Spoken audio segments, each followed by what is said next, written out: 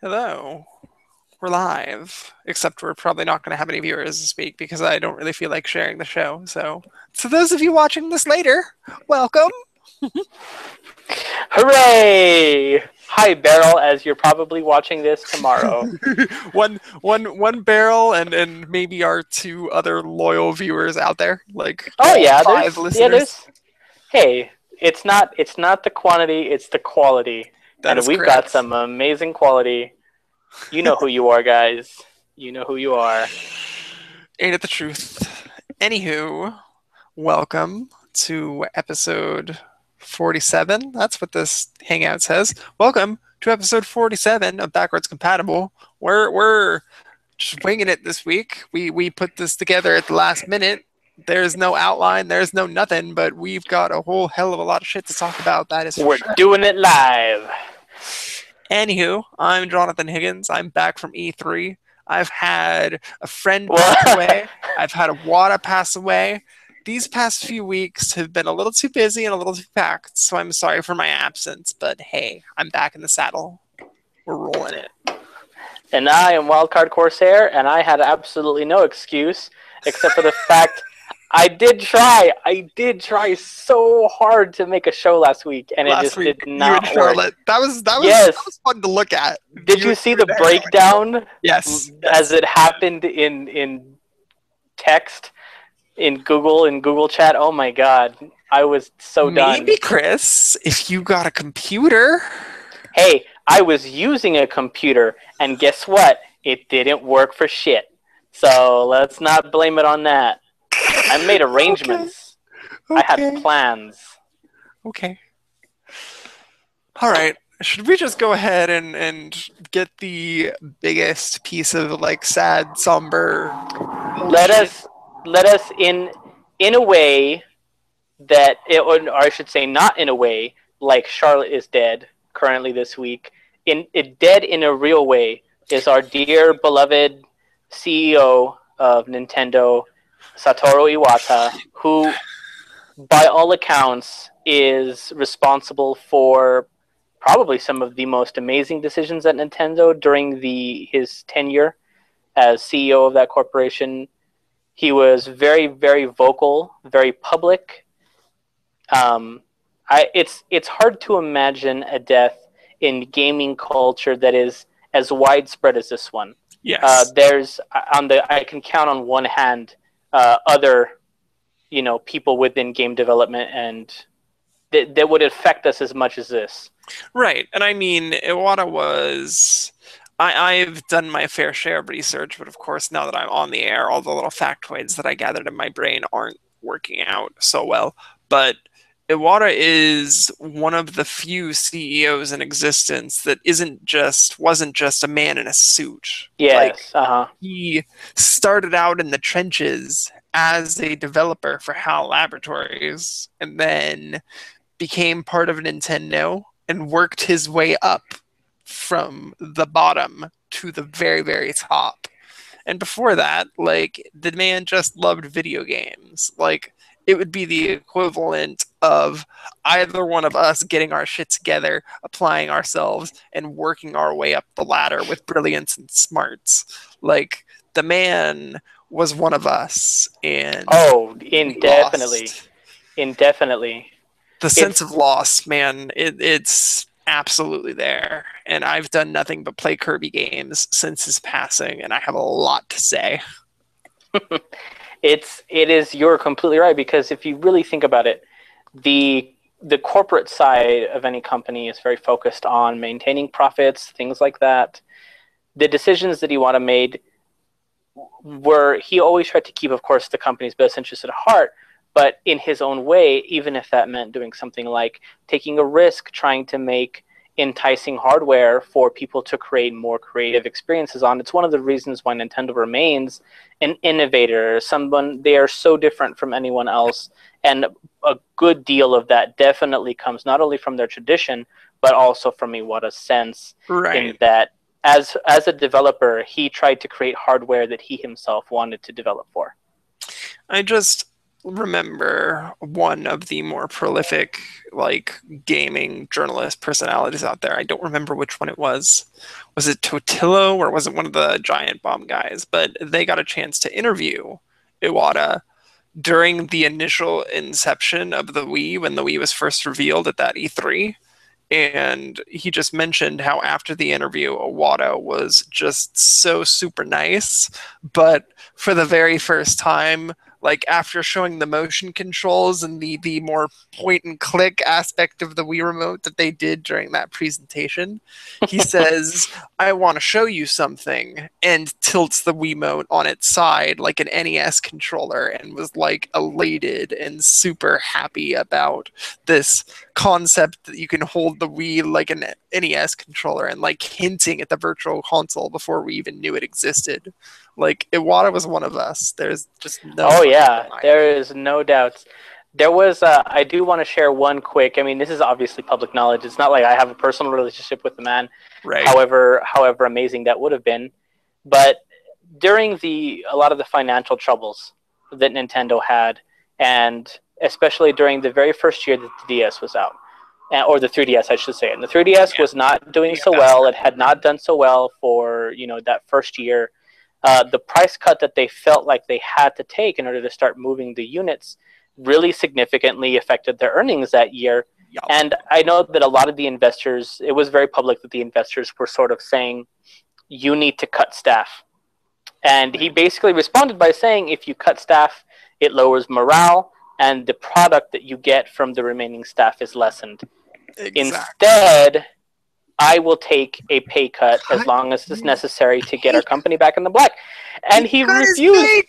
He did. He voluntarily cut his paycheck to make sure that the staff stayed at Nintendo to continue creating these games. There are CEOs that you can count on one hand that would do that shit. Yep. He was a company man through and through. A developer in his heart, or a developer in his mind, and a gamer in his heart is what his quote says. So, just y'all have absolutely heard the stories about how he programmed Earthbound pretty much single-handedly and saved it from cancellation. He's the reason that Gold and Silver got compressed enough to fit Kanto in it, which is, like the reason those games are as memorable and as favorited as they are. Like, Iwata is an integral part of so many of the games that not only like games that we play back in the day, but games that I personally play like ritually to this day. Like I was just looking at the games he's had a hand in from the beginning, and like pretty much every one of my cyclical rotation games, like he's had a hand in something. It's fucking ridiculous how much of an impact a man that I never knew personally, that I never met, unless he was at the Wii U Software Showcase event, which I don't was. Like, I've never interacted with this gentleman, but at the same time, I felt the same kind of loss when Iwata died that I did when my friend Sam died a week prior. Like, I'm so tired of loss. Yeah. So, both for your friend in passing, and of course for Iwata-san. Let's just do a brief moment of silence.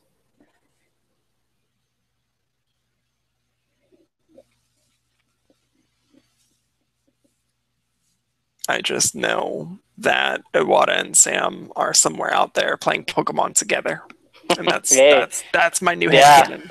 I am sure that if Iwata had a choice at all in the matter, that's what he would spend eternity doing. So, all right. Well, we have a show for you guys. It's quite possibly the most haphazard show we've ever done. I'm not going to say it's the best, but let's bring it up, shall we? Let's bring it up a little bit. Go for it. All right. Cool.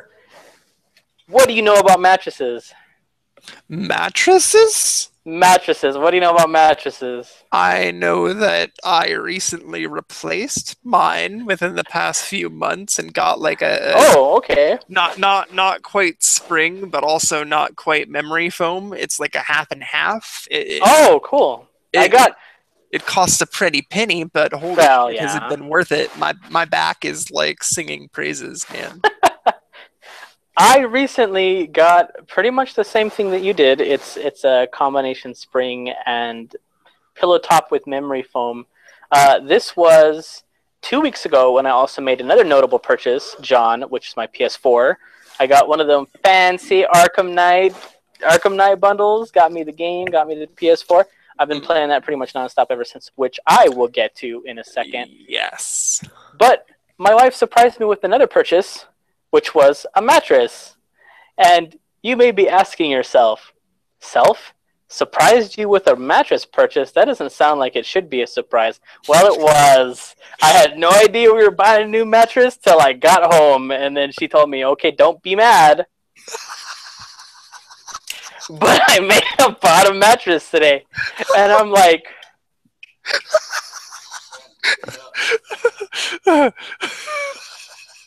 That's funny. That's not the cheapest purchase in the world. No, You're sir. like, No, it is not. Holy shit! What? That's okay. Yeah. So we ended up doing one of those like 6 months, no interest, whatever. I didn't even mention that I fucking fostered a puppy last week.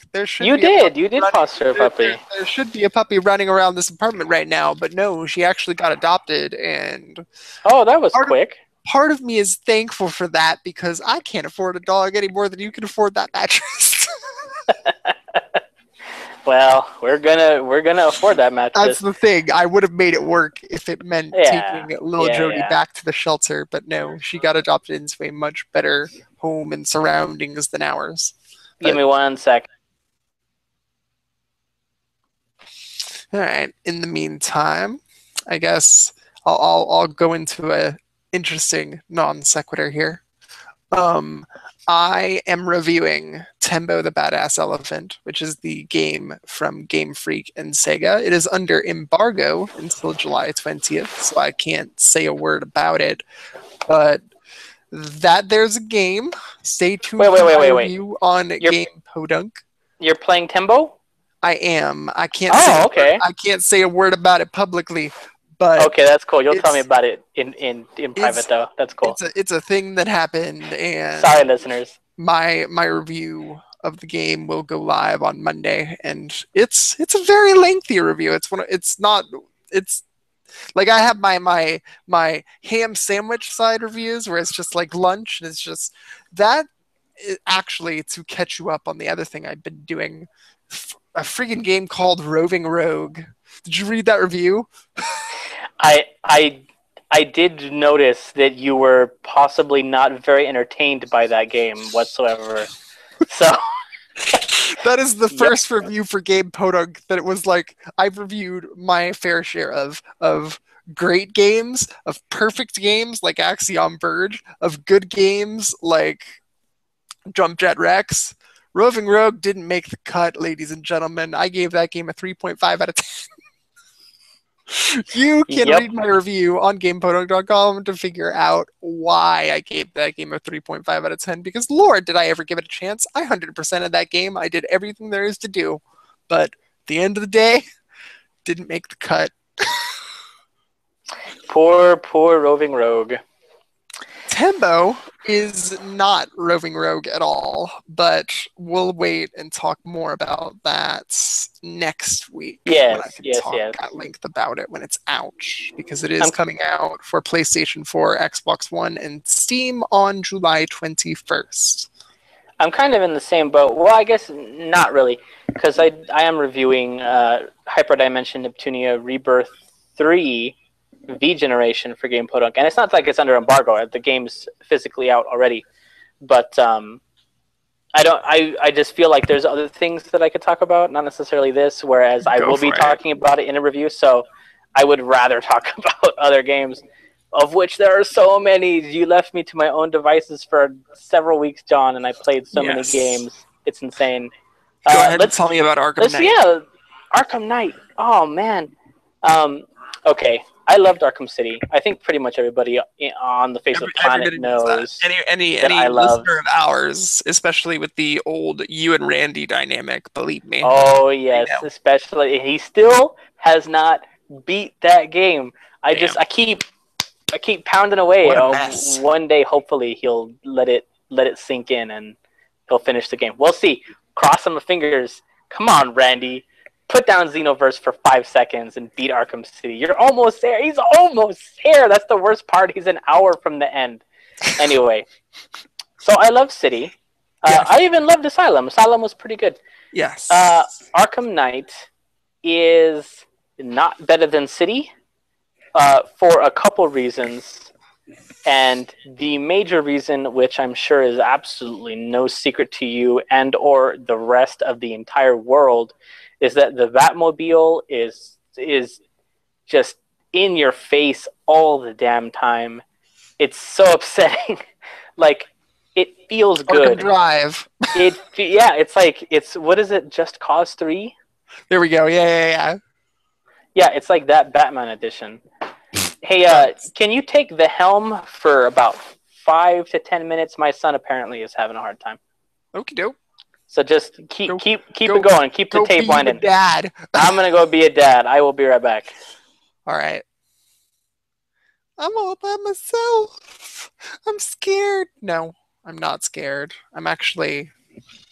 So, Iwata did pass away, and I just got to thinking, like, what should I do? I know that the best way to honor his memory is just to play a bunch of games, and I don't know if y'all know this about me and the Kirby games. I'm pretty sure I've mentioned it at least once in this here backwards compatible realm, but Kirby is kind of up there with Zelda for me. Not in that I think it's like the world's most epic game out there and that I'm going to go to concert series and whatnot, but I've grown up with Kirby. Kirby's Dream Land 2 on the Game Boy, like the original one from 95, is up there with Link's Awakening for me because that game more or less shaped my childhood. I tweeted it, and you guys can go look at my Twitter at Radical Defect to go look at the picture because like Chris isn't here, so I'm not going to get up to go get my ceramic of I back when I was in 5th grade, I made a ceramic of Kind the Fish from Kirby's Dream Land 2, and it's pretty goofy looking, to use generous terms to describe my art.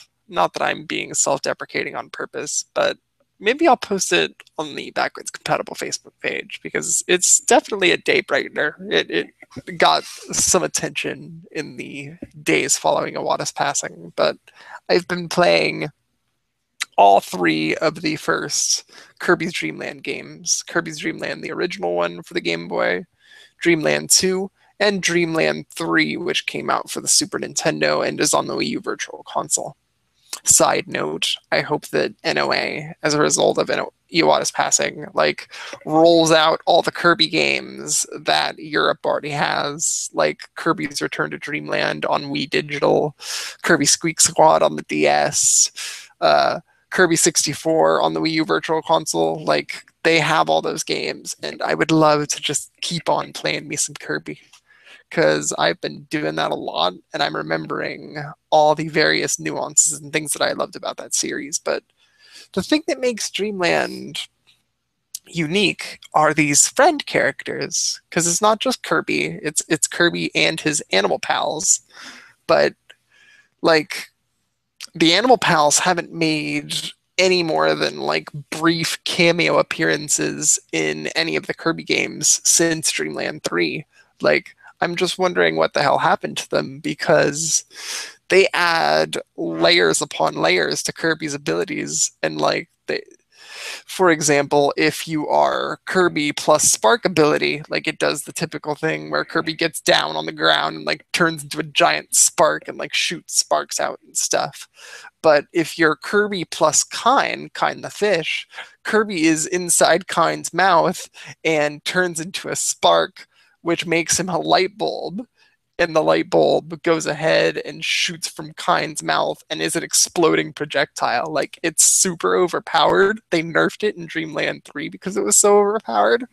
But like, I'm just thinking to myself as I'm playing through these games, what other aspect, what other world in Nintendo's franchise can a fish team up with a pink puffball to create exploding projectile light bulbs? Like, that is definitely something unique to HAL Laboratories and Kirby in general. I successfully talked for 5 minutes straight. Congratulations, me. Thank you. Thank you Take very it much. away. I'm gonna get some water. Sure. So back to the Arkham Knight thing. It's not as if the Batmobile does not control well, because it does. The animations makes you feel like you're going super fast. If you know how to work the Batmobile, it certainly, you can turn very tightly. You can do all these things. It is integrated in a smart way where you actually can use it during combat for, Batman/Batmobile combo takedowns. There's several puzzles even in the main story quest that you sort of are required to use the Batmobile for. But therein sort of lies the problem is it just sort of like just throws it in your face all the time. And if that's just not how you want to play, if the Batmobile is not your cup of tea, you can't get away from it. It's impossible. All the Riddler side missions require it. Like, the Riddler's like, oh, my brain's so much bigger than yours. Here, race on this racetrack. And you're like, what does that have to do with being smarter? I don't understand. It's not as bad as the Lego Jurassic World controls. Well, okay, that's a Lego game. We sort of forgive that a little bit. But, oh man, and like I said, it's not that it does not control badly at all. It actually controls fantastically. The only problem is it's required for story missions, and it is required for several side quests, and you can't get away from it. If it's just not what you want, then you just can't. Yeah, you just can't say no ever. So that's the problem with it. And there's definitely several instances in which you feel like you're gearing up for a really awesome boss fight, and then it turns out to be a tank battle between the Bat Tank and the other things, and you're just like, well, that was not what I wanted at all. So that's my problem. Everything else, the combat for the first time, I think, is definitely the absolute best in the series. There are these really awesome moments in which, you're fighting alongside Nightwing or you're fighting alongside Catwoman, and it'll press a button and it'll say like, okay, cool, you're fighting, do a combo takedown, and Batman will punch a dude, throw him in the air, and Catwoman will do a backflip and kick him in the face. And then seamlessly, you are now playing as Catwoman, and you get to mess around with her a little bit until you do another combo takedown, and then boom, it transfers right back. It's really fun. And a new challenger has appeared. Look at what we have. Hi, Beryl. Oh, what's up? Sorry. Let's see how well your internet holds out this time. Either your internet or your laptop that exploded the last time. Yeah, the laptop outright exploded. Like, that laptop is dead. This is a new laptop. I got a new headset. Everything should work. Sweet. Good. Well, Chris has talked to Arkham Knight, and I have talked to Kirby. Beryl, what have you been up to? Well, most recently... Pressure's on. Alright, well, most recently, I played Lost Dimension, but I can't really talk about that, but I can say I played it, and I finished it, and that's about it. It's well, I can tell you this. Played it, and I'm almost finished with it, and that is, yeah. But, just tell me this, Beryl. Is it better than Operation Abyss? I can't even say that. It's a Margo.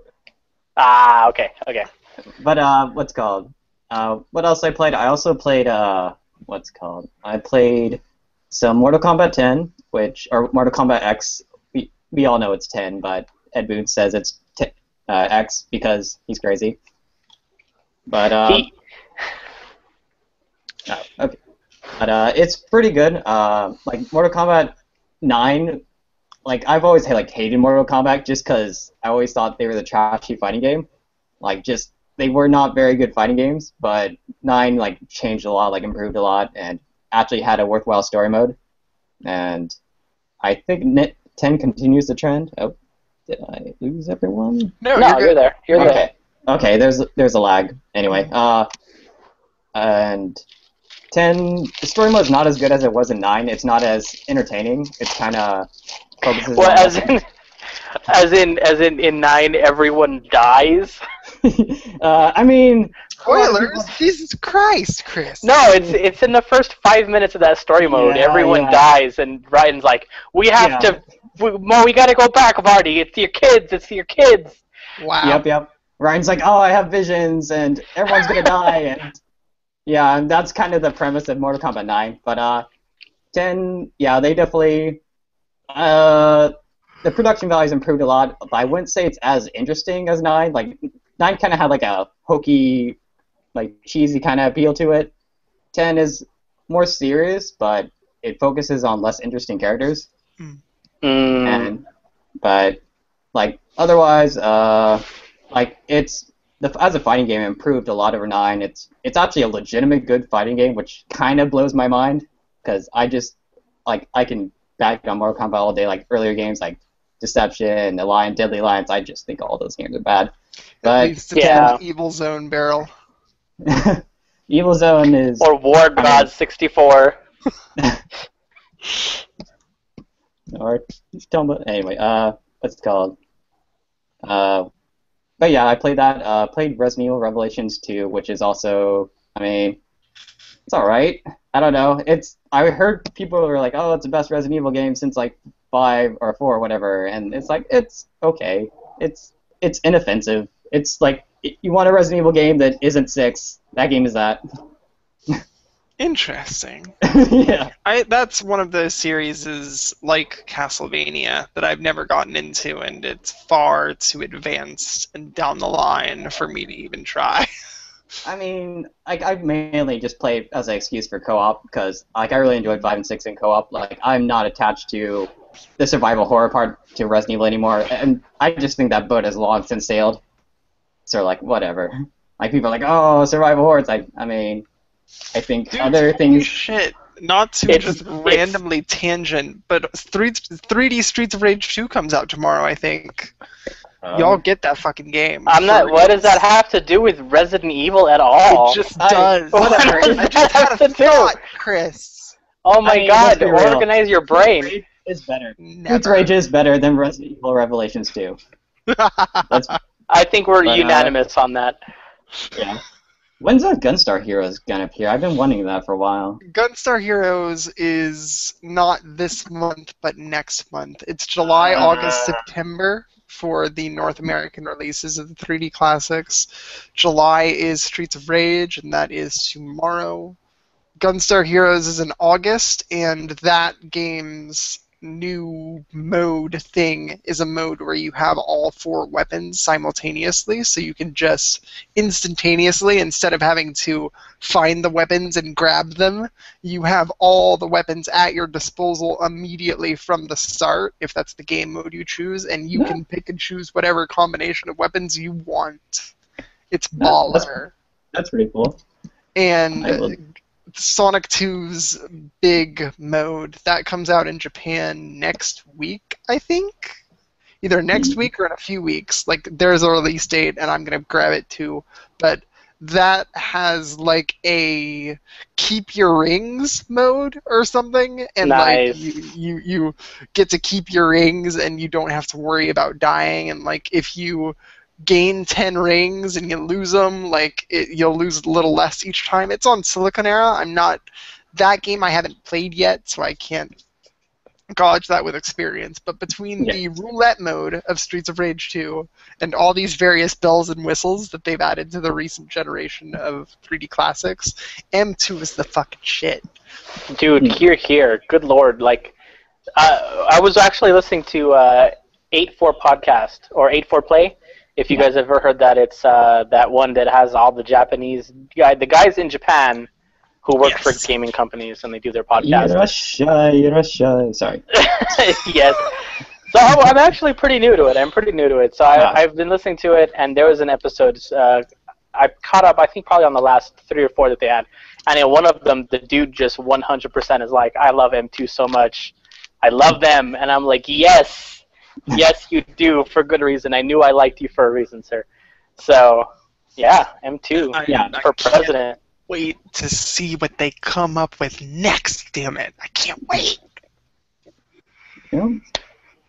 Yeah, So, Ubisoft has been doing a lot of stuff lately. Like, they've been helping with Mighty Number 9. They did a lot of localizations with, like, Fire Emblem Awakening and stuff like that. And they seem like alright guys. I mean, I listen to them weekly, and I'm still like, I don't think they record weekly, but you get the idea. I listen to them whenever. When you can. Yeah. Just Kinda like like us, us. we're not weekly. Yeah. We take breaks with no warning. Yep. I was like, 4 weeks? What was this gap? What happened? Who died? The answer was Iwata. Yeah. We covered that. We were respectful earlier in the episode, don't worry. Yes. Now we're just completely off the handle. So, long story short, it's another Pokemon tangent. It won't last very long, I promise. You know, Chris, how I eBay all my shit. You know. I do. I don't You're have very any notorious for this. collection of anything. I don't hang on to anything. It's all fucking gone. So Pokemon It's like there's Heart two Gold and- constants in the world, that energy can't be destroyed and that John sells all his shit on eBay. Except Pokemon. So, Heart Gold and Soul Silver. I bought Heart Gold for myself and Soul Silver for Holly. And I sold Heart Gold when I was done with it, and when Black was out, I took care of it and sold it for full price and like made a fucking $20, $30 profit or some shit. Oh yeah. Heart Like- Gold. Like with the watch or whatever, like it's like The extra like Pokewalker, yeah. Yeah. But Actually, I have a Pokewalker, but I sold gold and silver both. I only have the walker. Silver remained in our possession, and I was like, this is the one Pokemon game that I'm gonna want to go back to because it's fucking Johto, and the Pokemon can wander behind you, and this is the best, most favorite region of the fucking game, in my opinion. Like, that's the game that I'm gonna want to go back to. And then I fucking lost my copy of Soul Silver in a hotel room when my grandmother died, not last year, but the year before. So fuck my life. I rebought Heart Gold from Amazon with a voucher credit from my bank, and I got it in my system, and I was like, we're playing Heart Gold again, and then the fucking game freezes without warning. I'm like, what? God damn it. My So it doesn't copy of work? Heart Gold was clearly defective or like on its way out the door, so I had to return it, and I'm going to try to replace it. Good lord. I have no Yeah, luck. mine used to freeze all the time. Mine used to freeze all the time when I would close it, like put it on sleep mode. And then it happened to me once, and I lost about 4 hours of play, and I got pissed. So from that point on, I made it a habit. Like, I'm going to save twice before I close the screen. Because if it freezes, I'm not going to lose shit. I'm making sure of that. But then it froze in the middle of gameplay progress when I didn't close my system, and I'm like, you know what? Nope. I don't have the patience for that. Like, save every 10 minutes, for Christ's sake. Yo. That's right. But no, that's my Pokemon tangent. I actually haven't been playing very much Pokemon lately, but I'm still been writing about it. Individual values is 29 deep. It's gonna get more. Yeah, well, wait, is how if it's 29 deep, how wide is it? Well, 29 deep, 29 wide. Because- perfect square. Perfect square, okay, because it's gotta be girthy with me. I gotta have the girth. If you want a girth, Chris, Oh, 450 to 1,000. and we're back. per individual We're back, value. folks. Welcome to the Backwards Compatible Podcast. Big cock podcast. Fuck off, The Chris. world's #1. What size are these things? Podcast. I'm obsessed with size. Anyways, Not my fault. I have been playing another game which Beryl knows about and is very disappointed in me for some odd reason. But I mean, I started can playing. think of a lot of reasons. No. Aw. I actually started playing Destiny. That's yeah, I'm not yeah. sure how familiar you are with that, John. You laugh. Why do you laugh? Oh my god. You've become one of them. Hey, it's a space shooter. If I start playing Call of Duty, you have full rights to walk off me with a casual banner. Okay, but for the time being, it's Destiny. This is Bungie. I played all the Halos. I enjoyed them, both for the multiplayer aspect and for the single player story. The thought of a persisting semi MMO-ish kind of world kind of intrigued me. I decided that I got this fancy new PS4. What am I going to play on it? You know, aside from Arkham Knight, obviously. So I decided that Axiom Verge when I ever get money in my life. If you ever get money in your life, I will. Which, by the way, for those of you who haven't tuned in since E3 because we've been gone, Chris has converted our Mother 3 pizza bet into a Axiom Verge bet, and Axiom Verge will be the cost of a slice of pizza. Yes, I figured. You know what? Pizza is divine, but Axiom Verge is forever. It is, and I poop out the pizza. So, that's one day of happiness. Axiom Verge is hopefully more days of happiness.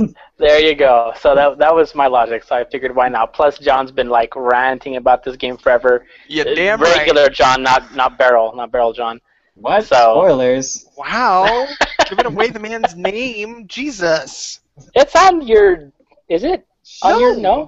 No, his name is Burt Barrel on the freaking pod. Look at it. Look at it. Way more interesting. So like, just go with Barrel. I mean, yeah. He wants. He's trying to establish a secret identity. Jesus Christ! Why don't you just say Batman's Bruce Wayne? Come on. Speaking of which, there's actually this really funny thing. There's this really funny part in Arkham Knight where you walk up to the Wayne Tech building and you're like trying to get in, so it does like this retina scan thing on you, and you're full on Batman. You're like 100% Batman, and it's like, welcome back, Mr. Wayne. And then the door opens, and you're like, wow. What happens if somebody's like, oh, you're taking some chick that you just met to the Batcave to like, you know, bang out or something, and it's like, welcome back, Mr. Wayne, and you're like, damn it, now I have to kill her. That's poor plotting, man. That's how you just cover the bases. Anyone, though. He just beats them senseless and breaks all their bones. That's just Batman's way. That's true. He wouldn't kill her. He would just hurt her. That's worse. That's actually worse. Yeah. He would beat her repeatedly. Never kill her, but leave her in a vegetable state. Yeah. Wow, that got dark. Anyway, I hear like Arkham Knight does that though. It's like Batman's just super brutal in it. I guess I'm used to it. I read the comics. Like I've seen Batman at his absolute worst. So honestly, there's absolutely nothing in that game so far, at least, that's really shocked me. Dudes, Netflix.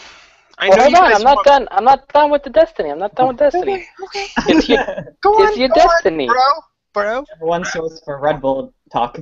Destiny. Yeah, well, I consumed one, and it was not as terrible as I remember, but still not really that great. But anyway, I'm drinking the Kool-Aid, the proverbial Destiny Kool-Aid, which is also technically Red Bull. And yes, I'm playing that. I got from just starting the game in 2 weeks. I got to max level, and then I'm currently light armor level 25, very close to being light armor level like 28, because I'm gonna see a huge jump in light level. But anyway, I digress. I actually am playing the game. I really like it. Got a bunch of friends who play. It's really fun. Okay. That's probably half the reason that makes it fun, like Charlotte and Monster Hunter. Oh yeah, I would say like 99%. Otherwise, well, no, it's. Beryl, you and I just need to hug one day. You guys are a bunch of haters, man. I'll just tell you that right now. I'm just imagine like playing Halo online, but instead of just shooting a dude in the face, you can also literally disintegrate his body with a wave of dark energy because you are a warlock and you're an unholy bastard with a gun. But you also have to play 15 hours to be able to do that skill. Also fair enough. That's why I don't Sure. Okay. And speaking of MMOs, just a real quick tangent. Phantasy Star Online 2 is getting a fucking spin-off anime in Japan. Fuck you, Sega of America. Another blemish. Another blemish. It's a shame because Anyway, it's actually good. Netflix. So I binged watched a show that I haven't been able to talk about Friends. on this here podcast. Garfield and Garfield and his amazing friends. It's not Daredevil. Daredevil is next, though. So probably. Oh wow! Finally. Sometime very soon, you'll hear my thoughts on Daredevil. But for now, you get to hear my thoughts on. Can I guess? Can I guess first what you're watching? You just said it. Just said it. Did you not? What did he say? I didn't hear. Okay, don't. The guess. I talked over you. Take a guess. Okay. Tailspin. Nope. Felicity. Jesus Christ. Nope. Dawson's Creek. This is Is it Dawson's Creek? No. This may take a while. Is it Don't Trust to Be in Apartment 23? He's not even fucking close. Is it Touched by an Angel? Jeez, this may take a while. Is it Gilmore Girls? It's Gilmore Girls, isn't it? It's Gilmore Girls. Chris. Ah, By the okay. Wachowskis. Formerly the That show- Wachowski brothers. That show is baller. It's not perfect by any means. Like there are various problems with it, but I'm not even going to talk about its problems because it has a diverse cast. It has people in Mexico. It has gay folks, lesbian folks, transgender folks. It's got all of these people, and it does its absolute best to do right by them and their backgrounds. So not only do you get this very diverse group of people, but they just so happen to be a group of people that can, simultaneously feel each other's emotions and help each other out in a bind. They're sensate in the sense that, like, for example, if Charlotte and I were sensate and I were in a bind, Charlotte could literally take over my body for half a second and beat the shit out of anybody who tried to get in my way. For example, there's various instances in which these 8 people come to each other's aid and lend each other their skills and strength to. I have to ask. Go for it. How does sex work? Dude, they actually explore that because Okay. they really do. There is a really it's crazy because it's Is it like some dude's like banging out and then some other dude's like, hey, let me get in on that? It's yes, like I thought that was a joke. to just get right to the cut and fucking dry. Yes, there is a gigantic like orgy scene where like everyone good lord. other at the same time. It's fucking crazy. It's fucking nuts because it's a Netflix show by the Wachowskis. Don't watch that don't watch that on the public transportation of your choice. Do not watch that on the no. Hell no. This is not safe for work as fuck. Oh, it's like it's not even like implied. It's like you see like it going on basically. Yes. Or, wow. Yes. Yes. Nice. Okay. Like before the show, I'm not going to spoil anything more than that, but like you also see these people remembering their births, and you see the grotesque portion of birth. Like Netflix does not hold any bars whatsoever, and it's a phenomenal show for it because like literally the thing you just said as a joke actually happens because they actually know you're going to think like that and they actually deliver. Well, that's good. There are too many times when I am disappointed by superhero lore because they refuse to tackle that subject. And that's the thing. Like, if there is one series on Netflix that I do recommend you watch, my Daredevil for right now is definitely Sense8. It is, 13 episodes, about an hour apiece, so it is not a big, huge commitment. So definitely watch it if you have Netflix and give it a chance. You know what? I will, if only to try and help the Wachowskis, because one of my favorite movies of all time is the Speed Racer adaptation that they made in like 2009 or whatever. I absolutely love it. Like, I still haven't seen it, but I've always wanted to. I own that movie 5 times. I'm not joking. This is not a joke. I have purchased that movie 5 times. So yes. I have heard that like originally it got panned critically, but like over time I've heard this like real passionate cult following for like misunderstood genius. That's what happens with all that stuff. It's I mean, I can see some of the panning. I can sort of understand, because if you examine the movie from the standpoint of your everyman, it's too bright and cheery to really absorb the adult audience, and it's too complex of a plot. Information is presented to you as it becomes relevant, and that even means like in like a timeline. So you'll see the opening scene is both the past and the present from both Speed Racer and Speed Racer's brother's perspective, and they overlap as sometimes, because one thing will trigger his memories, and then you'll immediately jump into the past, and then you'll immediately come back to the future as that becomes relevant. And the scene transitions are excellent. The way that the plot is handled is very intricate, too intricate for children to follow. So it was too long and too intricate for children, too bright and too shiny for adults. It failed to find an audience, and that's what was the main beef with that movie, I guess. But I can tell you right now, being a person who absolutely loves Speed Racer, the original like 1956 Tatsunoko cartoon, I've seen all the episodes. I know everything about the show. This is a 99% faithful adaptation. It is more faithful than any adaptation of any source material I have ever seen in my life. That includes Lord of the Rings. That includes the Avengers films. Anything. Jeez, that's high praise. Also, it's adaptation. Yeah. Okay, rant off for Speed Racer. I will watch Sense8. Yes, you should. All right, what's next, Chris? Oh, you know what's a good one to mention, just as sort of like a 1-2 punch? Monster Mon Piece. I bought that on sale. You're laughing because I know what you're thinking, and you were completely right. Because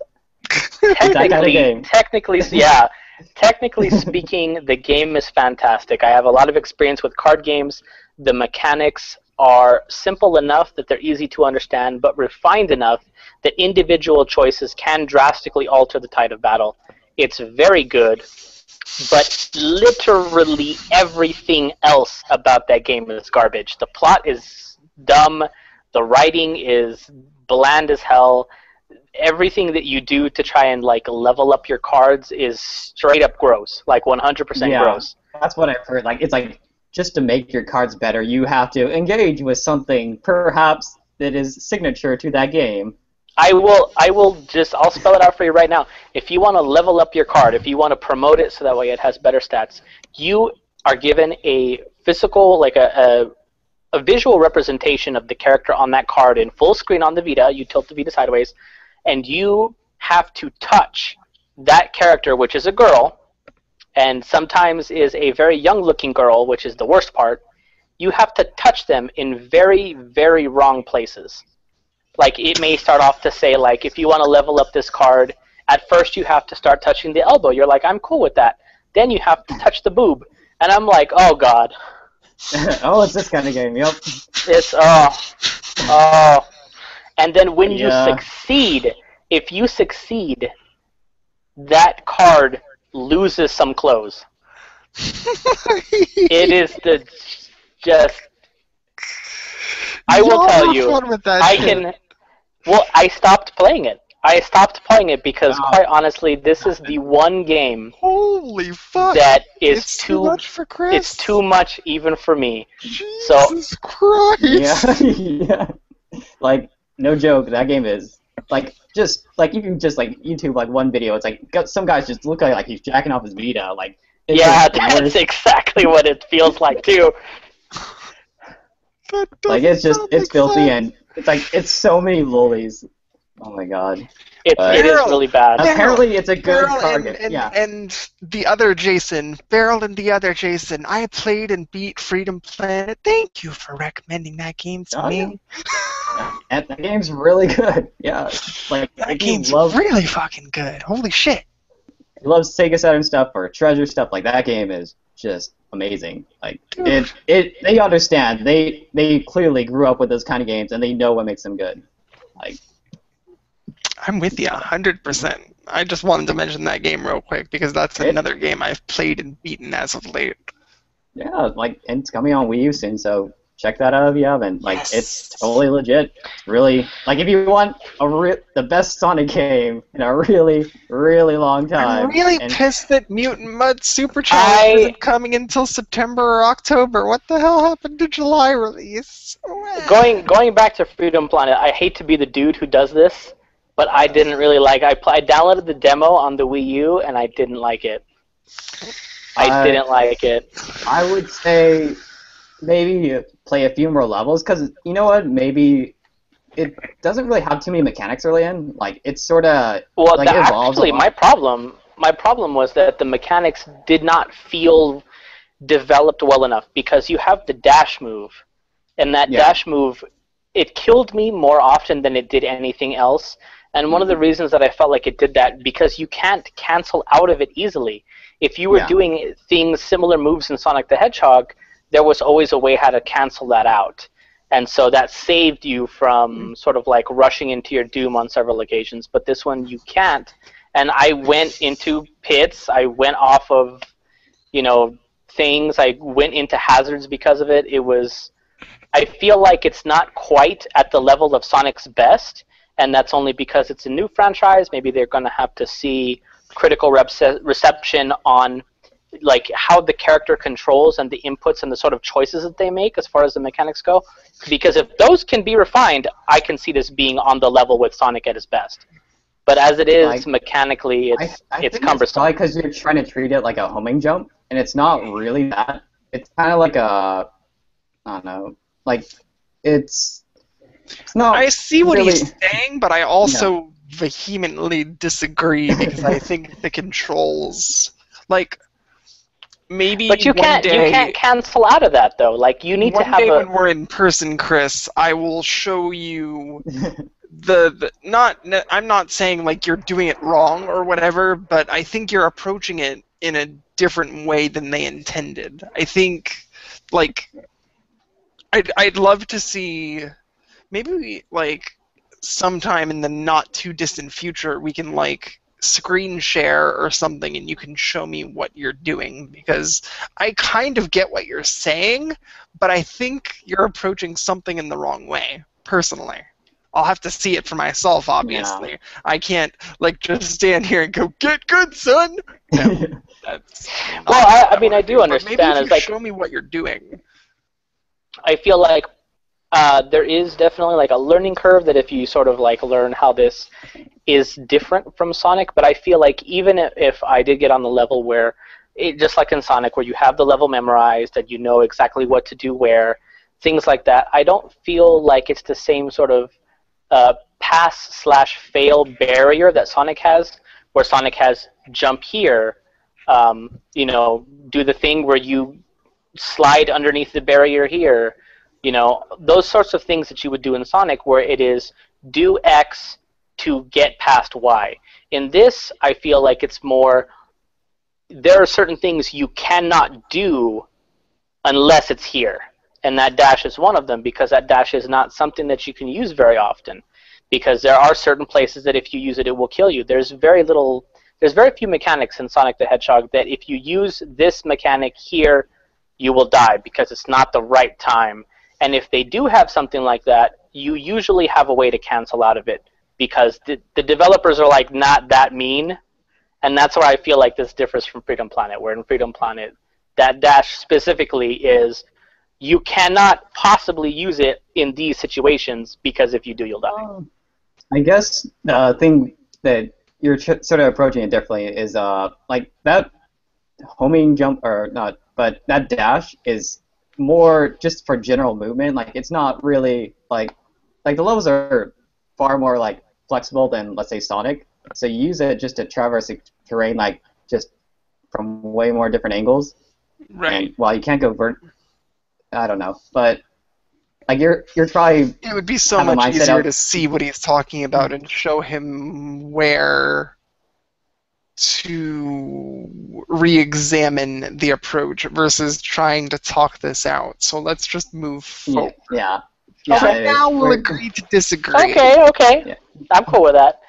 I definitely realize I'm in the minority on this one, and I guess it had to be said. It had to be said. So we've got 10 minutes before I'm blowing this cake stand. Do we have anything else like super duper pressing that we want to get out of the way that involves all three of us?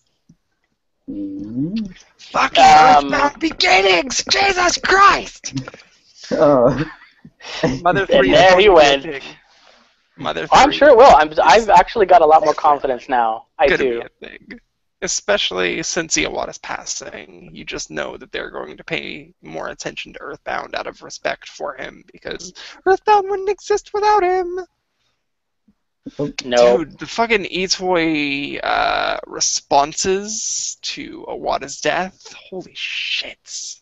Holy shits. I did not see many of those because I was actually distraught at this man's passing, and I kind of had to take a step back off of Twitter because there was a lot of very touching, very heartfelt, but maybe a little too emotional for me at the time. It was a little difficult. When you take a look at the personal responses from the developer of Earthbound, because Iwata wasn't just like his boss, but Iwata was definitely his friend. Yeah. And Lord, you can tell. Like, if there's only a few responses that night actually brought my dumb ass to tears, his was one of them. Aw. But Yeah, I'm genuinely gonna have to give it, I don't know, maybe another couple weeks before I'm ready to start looking at that stuff. I know We best pray that there's not a Nintendo Direct, because the very first Nintendo Direct. Oh my god! Oh my god! yeah. Why did you have to say that? I didn't even think about that. That's what I'm saying. that is, Oh my god! oh my god, so much, yeah, Nintendo Direct. You so are much a leadership. heartless bastard. I am the worst, but you You know, are the worst. it's okay, because I've literally just spent the past few weeks, I have taken 3 steps back from Twitter in general, and I've just been playing so much, and I'm going to write about so much. But for now, let's all go around the room one last time. Anything else to talk about before we leave here? I got one. Magic Go for it. Duels, which is the newest iteration of the Duels of the franchise, Duels of the Planeswalkers franchise, this time on iOS only, which is weird. It's going to stay on iOS for a little while before it moves to consoles and to Steam, I guess. I don't know. I like it. I hated the last one because it was really play to win or really pay to win, and I hated that. They fixed that problem now. You still have the ability to build your deck, you still have the ability to buy cards, but it gives you the ability to earn points to buy cards in the game without spending money. So thank God in heaven, glory, glory, hallelujah. I'm going to planeswalk straight into Stainless Games' office and hug them and tell them thank you for not screwing this one up.